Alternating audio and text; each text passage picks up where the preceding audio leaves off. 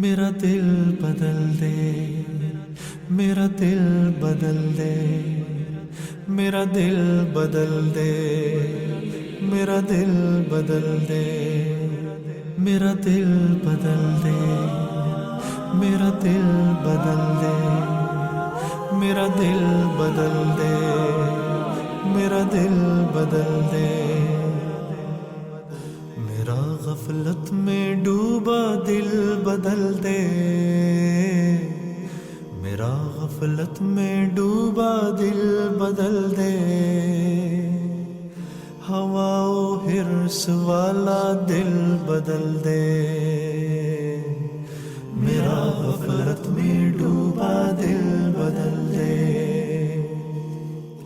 خدایا فضل فرما دل بدل دے، خدایا فضل فرما دل بدل دے، بدل دے دل کی دنیا دل بدل دے، میرا غفلت میں ڈوبا دل بدل دے،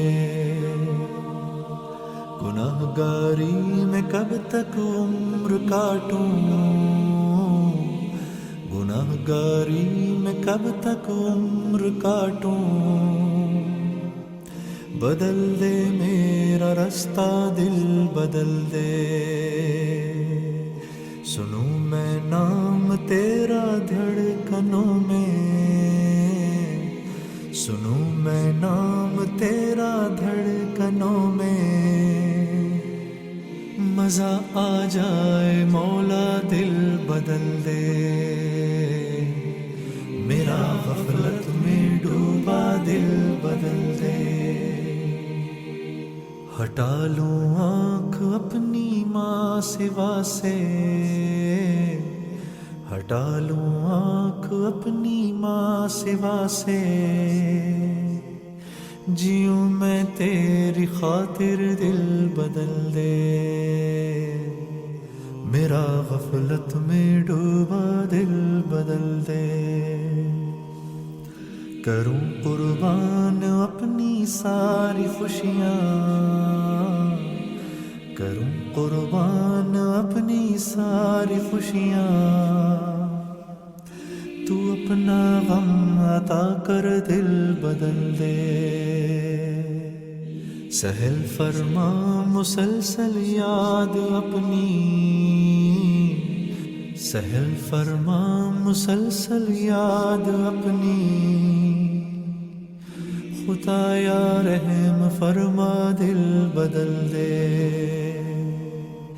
میرا غفلت میں ڈوبا دل بدل دے، میرا دل بدل دے، میرا دل بدل دے، میرا دل بدل دے، میرا دل بدل دے، پڑا ہوں تیرے در پہ دل شکستہ، پڑا ہوں تیرے در پہ دل شکستہ، رہوں کیوں دل شکستہ دل بدل دے، میرا غفلت میں ڈوبا دل بدل دے، تیرا ہو جاؤں اتنی آرزو ہے، تیرا ہو جاؤں اتنی آرزو ہے، بس اتنی ہے تمنا دل بدل دے، میری فریاد سن لے میرے مولا، میری فریاد سن لے میرے مولا، بنا لے اپنا بندہ دل بدل دے، میرا غفلت میں ڈوبا دل بدل دے، دل مغموم کو مسرور کر دے، دل مغموم کو مسرور کر دے،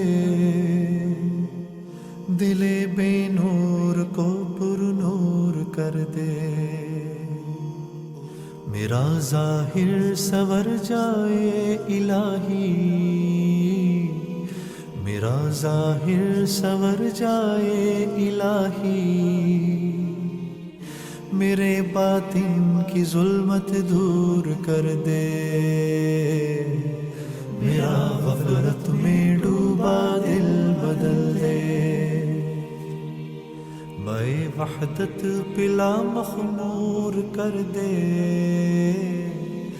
मैं वहदत पिला मखमूर कर दे, मोहब्बत के नशे में चूर कर दे, मेरा गफलत में डूबा दिल बदल दे, मेरा गफलत में डूबा दिल बदल दे।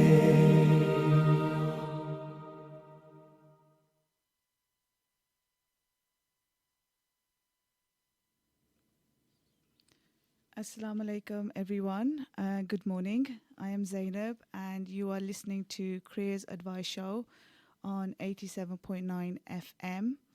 You can text in on 074 404 204 32 or you could ring in into the studio on 01902 972 150 with your questions for our guests today. Okay, so the show is packed with careers advice, and I will be talking to two special guests today, Dr. Shahda and nurse Motalina Lonia Mukati. So before I have the first guest on, I want to recap last week's show where I had Detective Constable Tariq Mahmood and Kasim Ismail, respiratory specialist from St. George's Hospital in London. Okay, they gave us some really valuable advice of pursuing your passion, hard work, and stated determination always pays off. Okay, so Detective Constable Tariq Mahmood can be contacted on 07741 816675 or email him at t.mahmood mahmood at west-midlands.pnn.police.uk for any questions or advice. There is also a police action team member, PC Rani Gundu, and Inspector Farouk Sheikh at West Midlands Police Headquarters, Diversity and Inclusions Recruiting Team, and they can be contacted on mobile 07391 019 770 or email r.gundu gundhu at west-midlands.pnn.police.uk for advice, volunteering and recruitment. Okay, so there's a lot of contact numbers and emails for you to digest. So before we have our first guest, I would like to play you a nasheed by Zain Bika, Allah Knows.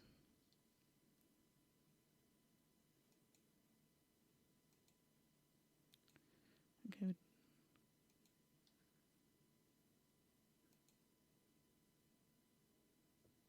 Okay. We seem to be having trouble with that nasheed. Okay, let me just find another one. So it's Mahid Zain and Medina.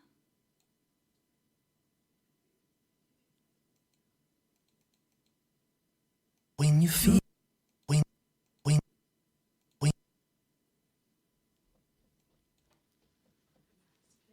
Okay, we'll try again.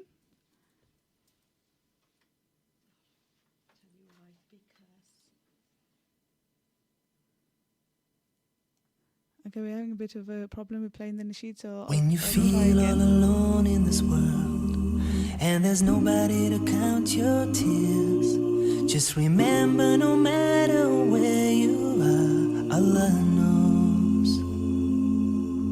Allah knows. When you're carrying a monster load and you wonder how far you can go, with every step on that road that you take, Allah knows. Allah knows.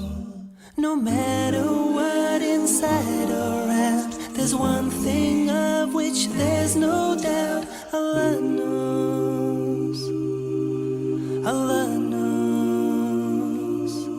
And whatever lies in the heavens and the earth, every star in this whole universe, Allah knows, Allah knows. When you find that special someone, feel your whole life has barely begun. You can walk on the moon, shout it to everyone. Allah knows, Allah knows. When you gaze with love in your eyes, catch a glimpse of paradise, and you see your child take the first breath of life. Allah knows, Allah knows. No matter what inside or out, there's one thing of which there's no doubt. Allah knows, Allah knows. And whatever lies in the heavens or the earth, every star in this whole universe, Allah knows, Allah knows. When you lose someone close to your heart, see your whole world fall apart, and you try to go on, but it seems so hard. Allah knows, Allah knows. You see, we all have a path to choose. Through the valleys and hills we go, with the ups and the downs, never fret, never frown. Allah knows, Allah knows. No matter what, inside or out, there's one thing of which there's no doubt. Allah knows, Allah knows. And whatever lies in the heavens and the earth, every star in this whole universe, Allah knows, Allah knows. 'Cause no matter what inside or out, there's one thing of which there's no doubt. Allah knows, Allah knows. And whatever lies in the heavens and the earth, every star in this whole universe, Allah knows.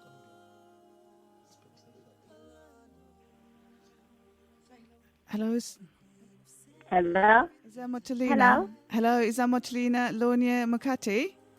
Yes, indeed. Yes. Hi, welcome to Creative Advice Show on 87.9 FM. I'm your host, Zainab B. And, well, we just want to know a little bit about yourself, first of all. Tell the listeners a bit about yourself, Lonia. Okay.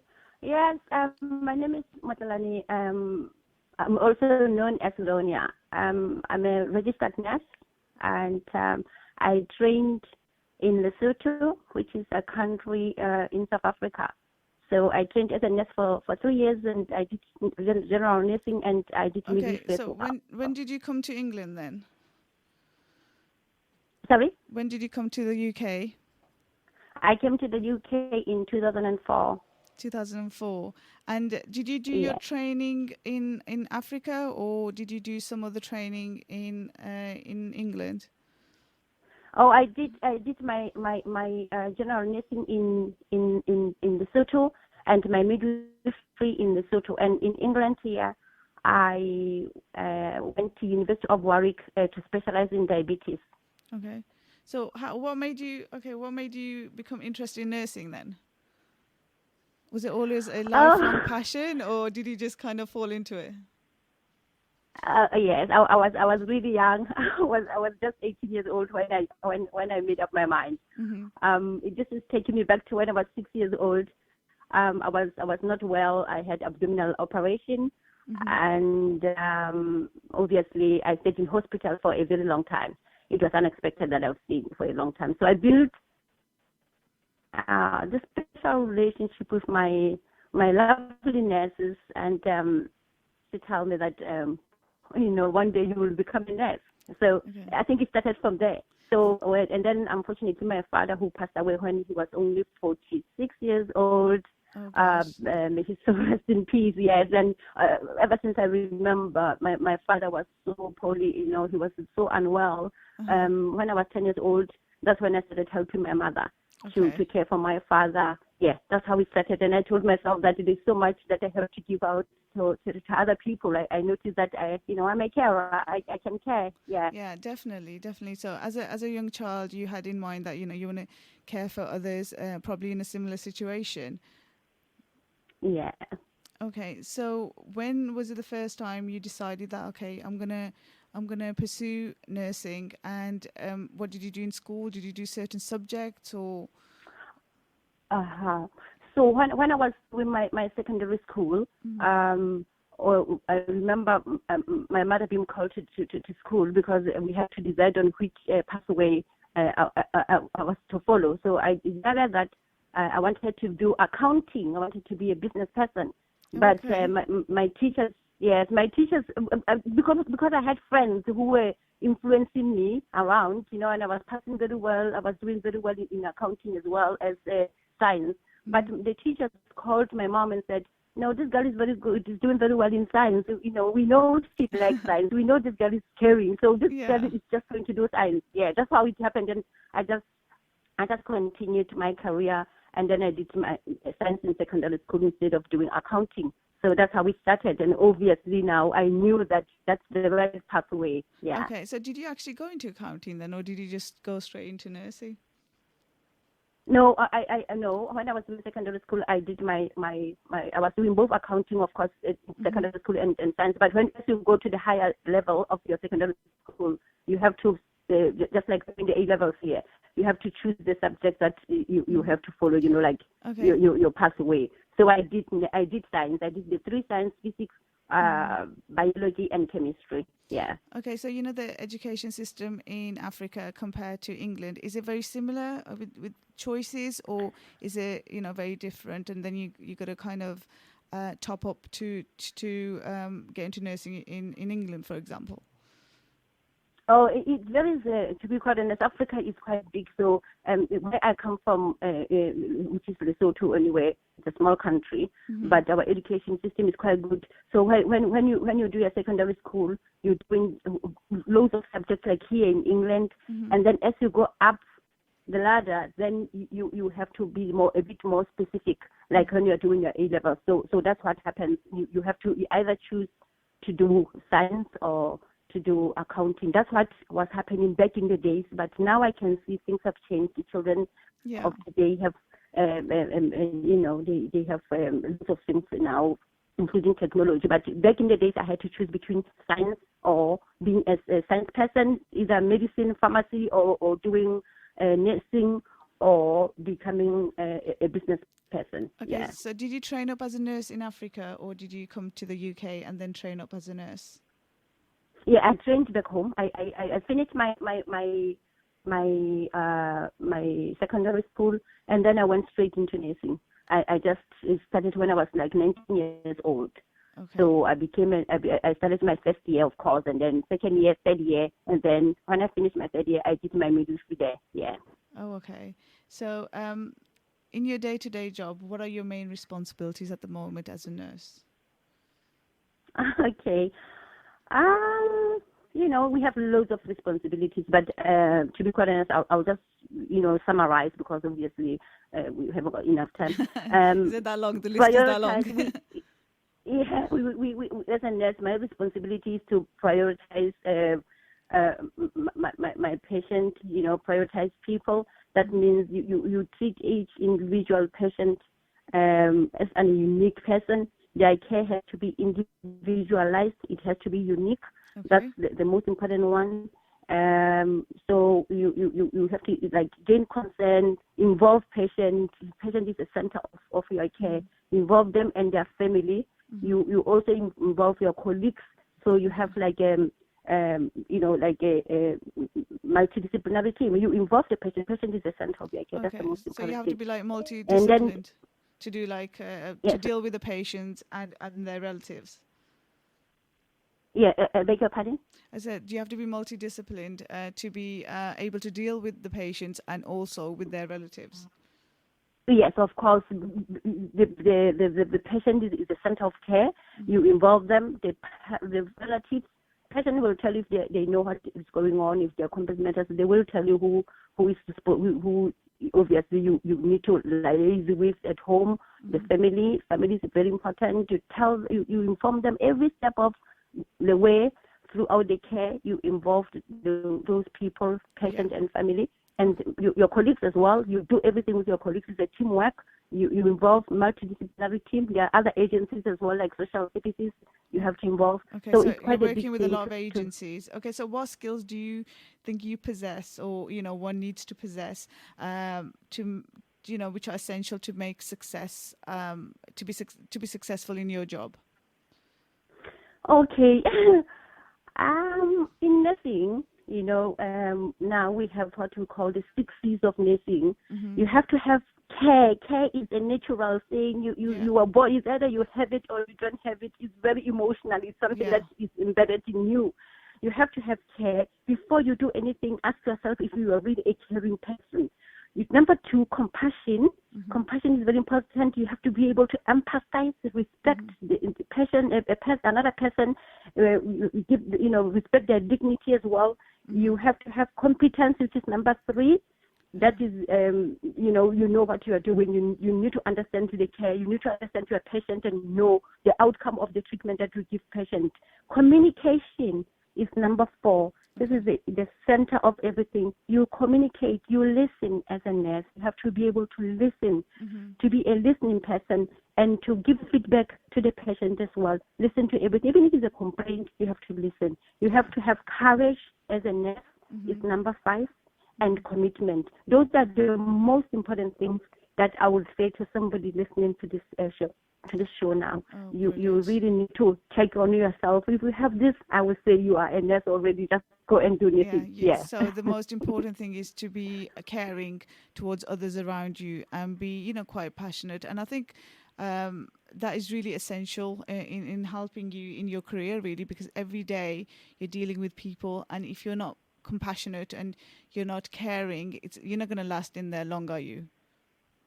No, you are not going to do that. And you have to, test yourself at home. They say charity begins at home. Test yourself at home. If you care for your sister, for your little brother, you care for your mom, your relatives, your neighbor, somebody who's just walking on the street there, you just feel sorry for them because they're on the wheelchair or they're, you can see that something is not right. You should know that that person has got care. You have care. You're a caring person. Care is is a fundamental of all of this, before you become man. Okay, so right. So could you, how is it this, with the new COVID-19 pandemic impacting on everybody? How is that impacting on your job, day-to-day job?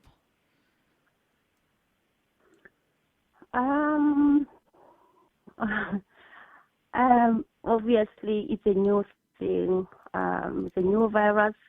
We are all worried. We are scared. It hasn't changed me, my mind. It hasn't made me regret anything.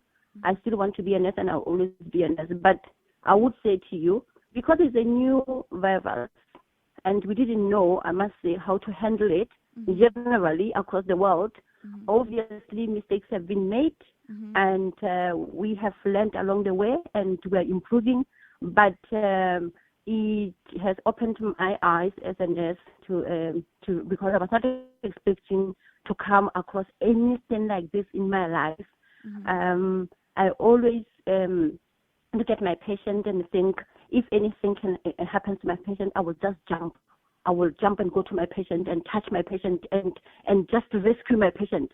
But COVID-19, because the rules that come with it, you cannot just jump and rescue the patient. If the patient has cardiac arrest now, you cannot just jump to the patient and go and resuscitate that patient. In the past, of course, I used to do that. But now you have to think before you do anything, because you have to protect yourself and protect others. So it has changed us. Yeah.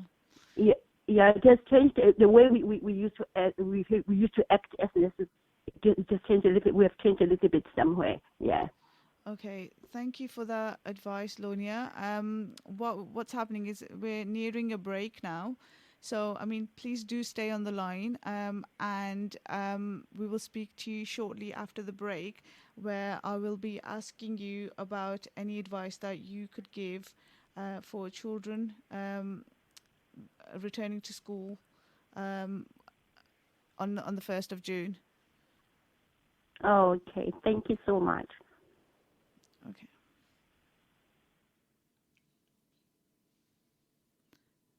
Lonia, are you still there?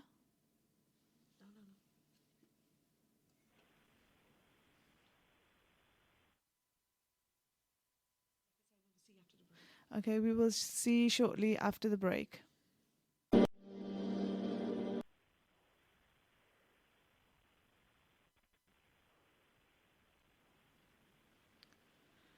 Welcome back.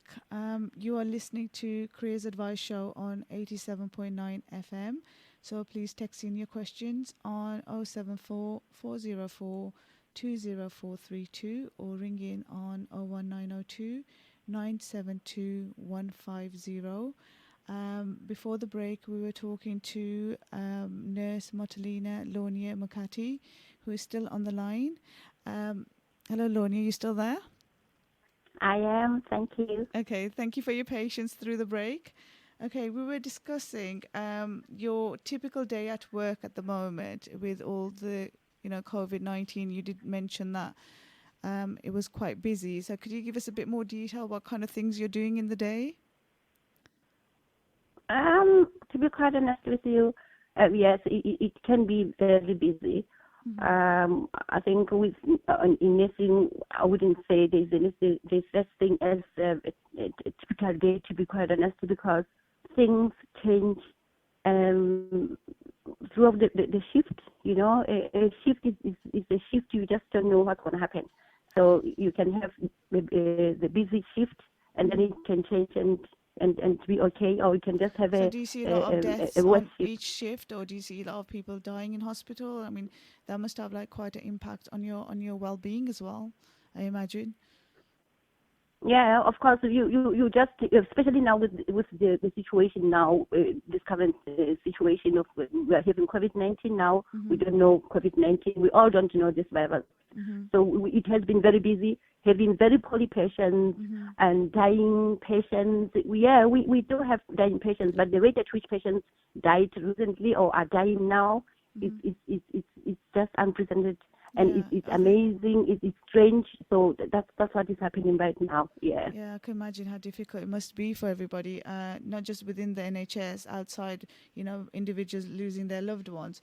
Okay, so before you go, Lonia, is there any advice on children returning to school after the government announced its latest advice on Sunday, saying that some of the children can return back to school? How do you feel about that? What do you think that should happen? Well, parents are worried, teachers are also worried. I think we're all worried, as a nation. So I would just say we're worried, and rightfully so, because we don't know this virus. So when children go back to school, remember, we have children with underlying conditions. Yeah. We have children who have diabetes, asthma, cancer. And now that they're going back to school, I believe that it is the responsibility of the government to ensure safety of all children, but especially this particular group, because obviously they are a vulnerable group. So the government should prepare for these children before we open schools. That's what I think. I don't think the children should stay at home forever. No, this right. virus, it looks like it's going to hang around for a very long time. But there should be some preventative measures in place. The government or the schools should put those in place before they accept children in school. Of course, I totally agree with you, Lonia, because what it is, we can't be sending kids back to school when there's no adequate measures there to safeguard them, to ensure that they're not passing on germs to each other, they're not bringing anything back home. and passing it on to others, and so we don't have another wave of this pandemic. But before you go, could you give us some tips that you want our listeners to have in terms of wanting to join the nursing profession? Anything you want to say before you go? Yeah, can you quickly say that again? It's like you're breaking down a little bit. Okay. Sorry. I was asking, is there any tips you would like to leave our listeners who want to join the nursing profession? Oh, okay, yeah. Basically, you know yourself as an individual. If you have that, if you're a caring person, if you're a caring person, you have that in you. I will say to you, you may test yourself and see if you can just go out there, because it's not just about caring, it's about facing some challenges as well. Right. And if you're a person who thinks you can face some challenges, especially looking after very ill patients, dying people, you have to think about it. You may kind of try yourself and see if you can start with doing care work before you could become a nurse, so Brilliant. that you can so test they could yourself do some voluntary if work. this is what you want to do. Yeah. Okay. Yeah. Okay. So I'm going to stop you there. Thank you so much, Lonia, for taking out time from your valuable day and coming on our show. And we wish you well. And hopefully, inshallah, we'll probably get you back on the show to do some more discussion around careers in the future. Oh, thank you so much for having me. Okay. Thank you. And I believe that one day, I will come back. Okay, thank you. Thank Bye-bye. you so much, Bye. and have a good day. Bye-bye. Bye. Okay, that was Lonia Mukati, registered nurse who is currently working within Wolverhampton, and she gave us some great advice on how to how to get into the nursing profession. So what I'm going to do is I'm going to play you a nasheed and before our next guest comes on.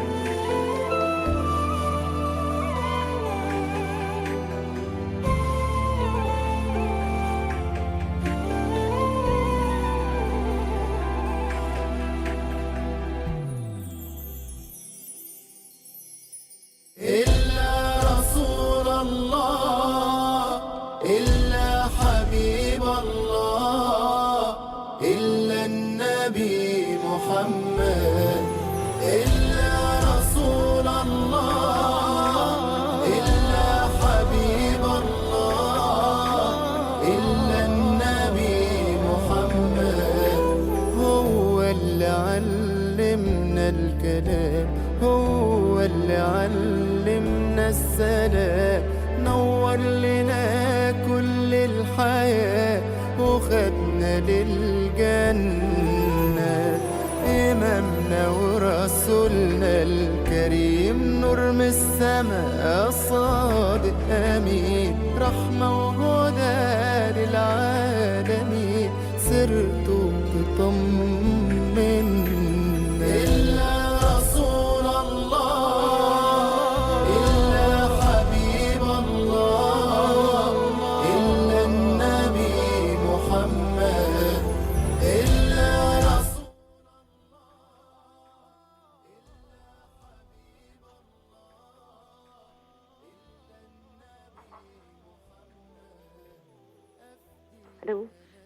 Hello, is that Dr. Shahda Ali?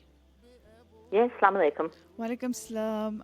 Welcome to the Careers Advice Show on 87.9 FM. I am Zainab, and we've been trying to get you on for the last couple of minutes. So we're going to try and go straight in and ask you a little bit about yourself.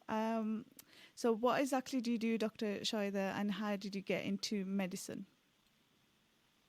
Okay, so I work as a surgical registrar, and I work in my local hospital in New Cross. Okay. And so I've been a hospital doctor for a number of years now, nearly up to 10 years. Okay. And the way in which, what would you like me to tell you how I got into medicine? Yes, a little bit, please. Yes, okay. So I'm actually a mature student, so medicine wasn't my first degree. So it's something I'd always wanted to do. From a very early age, my father instilled in all of us, I'm one of 6 siblings, mashallah, and the importance of working hard and choosing a career that benefited other people and society at large. Medicine, for me, gives you that in abundance. So I think as a mature student, I decided actually medicine was probably the right degree for me and the right career for me. Right. Because I had picked up so many life skills, and you need that in medicine. And as a doctor, you're such a useful person in society. And from an Islamic perspective, it says if you saving one life is equivalent to saving the whole of mankind. Yes, exactly.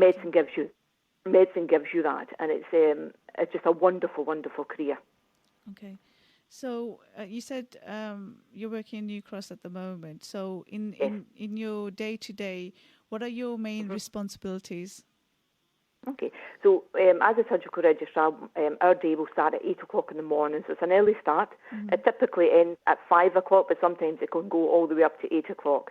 Right. So first thing in the morning, my first hour is the busiest hour I ever have because I have to go and see my patients, ward rounds. I do a full ward round, seeing patients who have had operations the day before, who are due to go for operations, and patients who are recovering from an acute illness.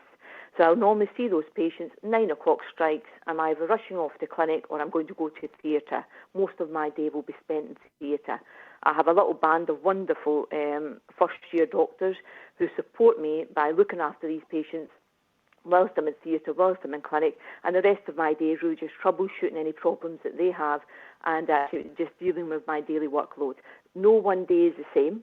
Every day is different, and there's other days where I'll be on call, where I'll only see emergency patients. So if someone in Wolverhampton has abdominal pain, Right. they will come into us, referred via A&E, via the GPs. I'll see those patients. And if we have to operate on them, we'll operate on them.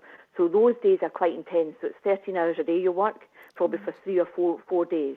But they're exciting days because those are the days you don't know what's going to come through that door, and you've got to just work with it at that point and just deal with it. Okay, so your job keeps you on your toes then? Oh, absolutely. It keeps me on my toes. But it's a very fun job. I'd say I work with an excellent team of doctors, nurses, healthcare assistants. And it's that element, you work as part of a team. So it's never just my sole responsibility. And I have very, very supportive consultants. And that's what makes your life so much easier when you have a team who works with you. Brilliant. And that's what medicine is about. Okay, I've got a question that's come into the studio. They're asking, how did you find moving from Scotland to our lovely city of Wolverhampton and working in New Cross? How do you find it? How do I find living in living in Wolverhampton and working? Yeah, because you're originally from Scotland, from your accent, I gather. Yes, that's right. So I was born and bred in Glasgow. I did my degree in Glasgow. I did my medicine degree in Glasgow, and I did my first 2 years in Glasgow. Then I moved to Newcastle, and I worked in that northern area for a while, and then I came to Wolverhampton for a love of a good man. I married a man from Wolverhampton. Oh, right, okay. So my husband, a wonderful man, Zafar Malik, I married him, hence I moved to Wolverhampton. I enjoy it. It doesn't matter where you are. It's the people who are with you, the type of person you are. And that's perfect for me. And working in Wolverhampton and also living in Wolverhampton can be a bit tricky because as a doctor, you always have to be discreet about your patients. But there's many times patients have come up to me in the local ASDA and said to me, "Doctor, whatever you did for me, it's worth a treat." So obviously you don't have that confidentiality because patients do. It's a natural urge. If you've seen them in clinic and they remember you, they always like to approach you in the street. But I enjoy it. Wolverhampton's absolutely fine for me. It's the people you live with, the people who you're with. That's what makes your life. So, and New Cross itself is an excellent hospital. The consultants I work with in New Cross are one of the most supportive group I've ever worked with. I've never felt so well supported, and there's such good fun. Wow. And that's very important in medicine because medicine is a very stressful career. Okay, it's not for the faint-hearted. Yes, I could imagine. Okay, there are more questions coming in. People are texting into the studio. I've got another one. There's a question saying, are there many Muslim females working in surgery, and mashallah, they're saying that it's a great achievement. And how would you encourage others to follow suit? There's a lot of Muslim doctors and Muslim female doctors. That's one thing I've noticed, but not many will go down the surgical route. Not many, unfortunately. I don't know if it's the level of training that puts them off, because it is quite robust training. It's 8 years in total. It's 8 years in total. Okay. And some people will say, actually, life gets in the way of that.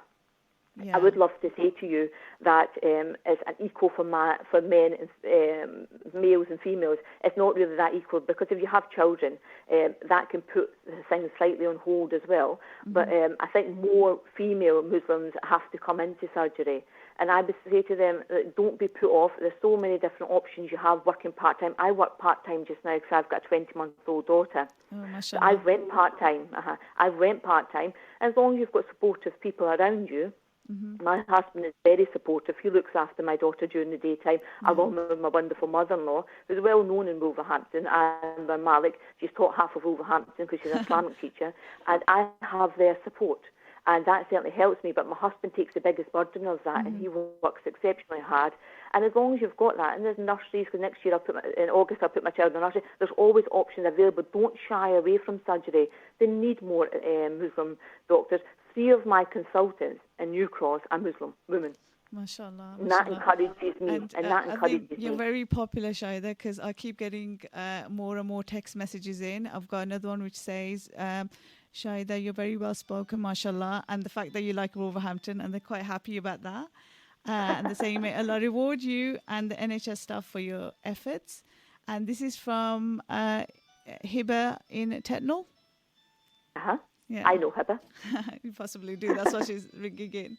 And also, I've got another one.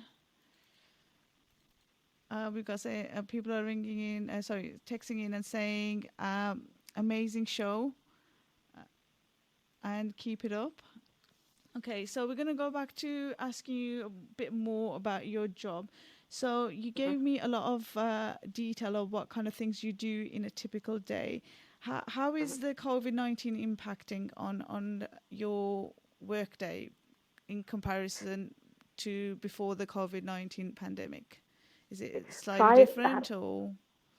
Well, prior to COVID, we were very regimented in what we did. We were doing a lot of cancer surgery. I work for the colorectal team, so we deal with bowel cancers. Unfortunately, since the COVID situation, we've put our cancer surgery on hold. We're hopefully going to introduce that. That's a very difficult thing for our consultants to do, because you have told people they've got cancer, and now you've told them sit at home and wait for your operation. And you can imagine that's painstaking for them to sit there and wait and think, is my cancer going to spread? Now what we do is we work in teams. So a day has reduced in time, but we just work in different teams of medical doctors. It's very much a case we only do emergency surgery. We don't do keyhole surgery anymore because of the risk of COVID. And so it has impacted the time, but I wouldn't say it's all negative, because what brought it out is the fact that it's a lot of camaraderie in medicine. You work as a team member, and each team member is valued. And this goes down to the person who cleans the ward, to the person that gives the tea to the patients, to our radiographers, 2 of which are my husband's cousins, to radiographers, dietitians, healthcare, everyone. We all work together. Each one of us is just as valuable as the next person. It's a frightening time. Majority of the society has been told, go home, shield yourself from this. We are told, go to work, expose yourself. We have families. Obviously, it's a natural fear. It's a natural fear, but it's what we have to do. We took a Hippocratic oath. This is what we do. At the end of the day, our job is to ensure that we look after our patients, we give them the highest level of care, and we comfort them. And it's a very privileged thing being a doctor, in the sense that you help people when they're at their most vulnerable. And that is a hugely satisfying thing to do. I know of nurses who have sat with patients who have died, and they would have died alone because their relatives can't come into hospital now. These nurses have sat with these patients to make sure they're not alone. And it's a humbling experience. Some of us have taken the hit. I moved into a hotel myself because my father-in-law is high risk. Right. And I had the support of my husband, and it was my mother-in-law who said to me, Shahada, you have to do this. This is your job. This is what you're trained to do. Yeah. Don't worry about what's happening at home. You have to go ahead and do this. Okay, so how did you find that with your, you said you've got a 20-month-old baby, so how did you find that, leaving your child and having to be It away was very, from... very difficult. It was very difficult because I'm a very, some people would look at me and think I'm not one of these hands-on mum. I'm very hands-on mum. I'm an older mum. I had my daughter when I was 43, so I'm an older mum, and I absolutely love being a mum. She's such a loving child, so I missed her. But what reassured me was I had my husband looking after her, and he was carefully observed by my mother-in-law, so that certainly helped. So alhamdulillah, so family network is really important in your work as well, because they're supporting you when you need it the most. So, you know, with all this happening, so has it had an impact on your well-being? I think has it impacted my well-being? I think that you go through stages where you're frightened for yourself, you're frightened for your family, and it's having that element of isolation as well. Mm-hmm. So I would say it impacts you mentally, but it's just being strong, and if you hold on to your religion, because there's only so much you can do, the rest is in Allah's hands. Yes, and you've got to believe in that, and then you carry on with that. My sisters, I've got a very close-knit family. I'm one of 6. I'm the youngest of 6. And my sister would FaceTime me 2-3 times a day and make sure I'm okay. My brother would be on the phone to me. So I've got all that support network there. And then I've got my second family, which is the one at home in Wolverhampton here. And I'd always get messages of support from my husband's cousins, Hibba being one of them. And so that's nice. Someone's actually thinking about you, so that's always nice. And then, obviously, my child is being looked after, and that was reassuring. But it does impact you, and I don't think we'll ever go back to normal working. It just makes us more conscious. I've had doctors who have looked after me when I've been unwell in Wolverhampton and when I had my child, and they've become unwell. And seeing them unwell, it's quite harrowing, to tell you the truth. It's harrowing when one of your own. And you see so many, so in the news, so many healthcare workers coming down as well, and they're just coming down when they're actually trying to do their best for other patients, and they've probably spent all their life caring. So it does impact your well-being, but it's a very good supporting mechanism in New Cross, and you're buddied up with other doctors, and you all get together. You just have a chat, obviously adhering to social distancing. You have a chat about your experience, and because we work in such a big team, and I'm one of the more senior doctors, it's my job to keep the morale up as well, and so you do that. You try your best to do that. Mm-hmm. So, you know, in terms of your job, you're saying it is quite a high position. Are you also involved in providing training? I don't provide that much training, but what I do is I do some voluntary work, etc. So a day-to-day training I do provide for my junior doctors. I always provide that training, but it's consultant-led training that takes place, certainly with regard to operations and things like that. There's always consultant-led training. Medical students we will teach. We'll always teach medical students, and we'll teach the junior doctors. So when there's time available, I always enjoy teaching. Brilliant. So what advice would you give someone who's considering your type of work? The advice I'd give them is, what I've noticed is a lot of people will say to me, "Oh, I don't want to get in. There's too high entrance requirements." The entrance requirements to medicine and other similar courses like law, dentistry, accounting are high. And that's just because you have to have a degree of intelligence in order to go into those fields. Don't be put off by that. The most difficult thing you will do are those A-levels. Once you're past those A-levels and you get your position in a medical school, they will look after you. I had people who studied with me, and they failed their exams 2-3 times. It wasn't a big deal to the medical school. They said, brush yourself down, start again. Don't be put off by that. You have to try it. Medicine is a wonderful, wonderful field to go into. No one day will be the same. It's a thoroughly rewarding career, and I would say to you, go for it, try it, and you'll never look back. I've never come home once and thought, I wish I hadn't done this. And I was a mature student. I went to university when I was 28 to do medicine, and I've never once looked back. And I thought, see, if I hadn't done it, I would really regretted it. The other thing is, you must have a balance in your life. You must have outside interests. It shouldn't just be about medicine, because it'll just make you a lonely individual. Have a nice balance in your life, and actually think to yourself, you're a very useful person to society. Go for it. Don't be put off by the entrance requirements. Just work hard during your A-levels and get the marks that you need for medicine. It's 3 A's that you need for medicine. Just go for it. and work hard, this will be a wonderful, wonderful career, and it will see you all the way through the end. And there's no, and doctors are well paid. We have a nice working environment. We're well paid as well, despite everyone complaining about it. We are well paid, and you can work anywhere right around the whole world, and you can do so many different fields. It's never one thing. It's not a bog standard fits all. You can do anything. You can branch out and do whatever you like. Brilliant. Dr. Shahda Ali, thank you so much for coming on our show today and giving us a bit of insight into your job. So I've got a question coming in very quickly. We're nearing the end of the show. What was your first degree, quickly? Somebody's asked. It's from a brother, Yusuf My first Malik. degree, so the first degree I did was an economics degree, but that is distance learning because I was working at the same time, and then I did some management consultancy. Okay, brilliant. Okay, so I'm going to have to cut our call short, and in the future we might invite you back. So thank you for coming on the show today. Yes, please, that would be a pleasure. I'd be more than happy. Okay, then thank you so much. No. Okay, that was Dr. Shahda Ali, working in New Cross.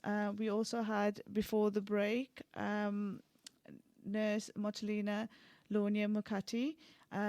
What we found from the last few shows is that what has echoed is hard work and determination to have success in any field. So please text in with your ideas of future career discussions that you would like to feature for the future shows. For example, or if you have an interesting job and would like to come onto the show, you can contact Ramadan Radio. Thank you for listening today, and don't forget to tune in next Friday for more inspirational careers advice.